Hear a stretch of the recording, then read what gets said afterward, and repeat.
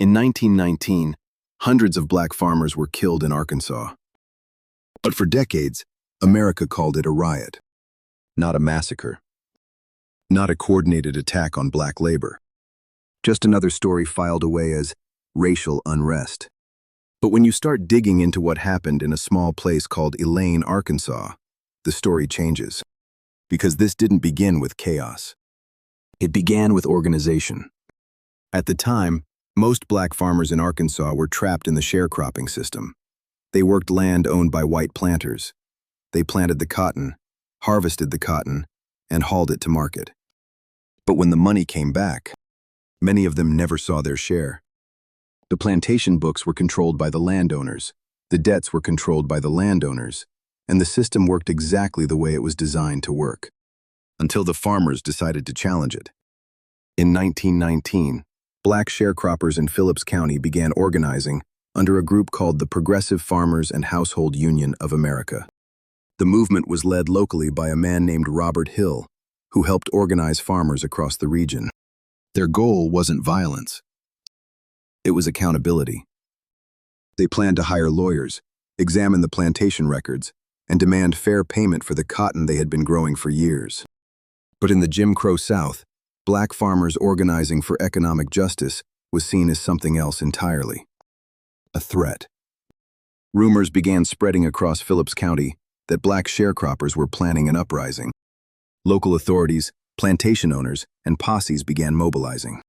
Then, on the night of September 30th, 1919, a group of black farmers gathered in a church near Elaine to discuss their plan.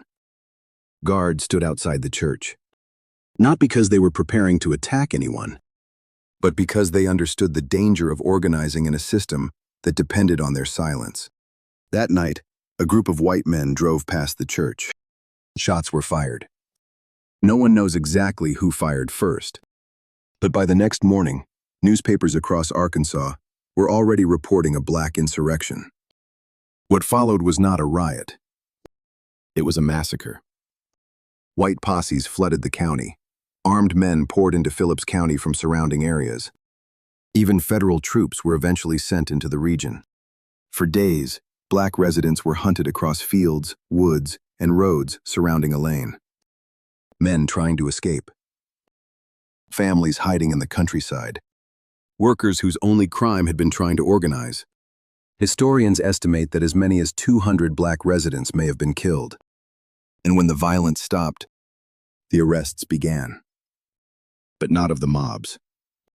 Hundreds of black farmers were rounded up and jailed. 12 men were quickly convicted and sentenced to death. The massacre had been rewritten. The victims had become the criminals. But this is where another part of the story begins.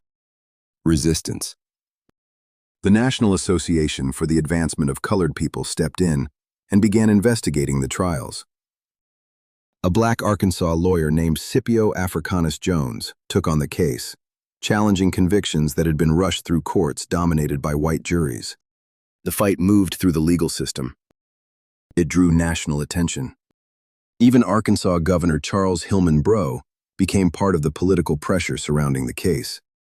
Eventually, the battle reached the Supreme Court of the United States, which overturned the convictions and exposed how the trials had been carried out under mob intimidation.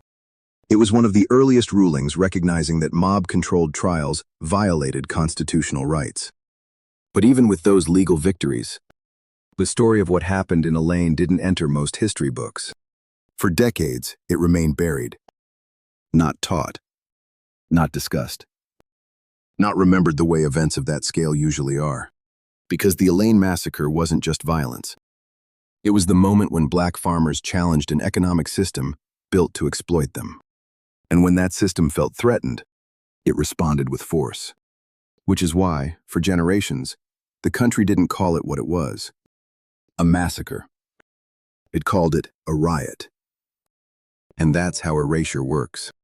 Not by destroying history, but by deciding which stories never get told.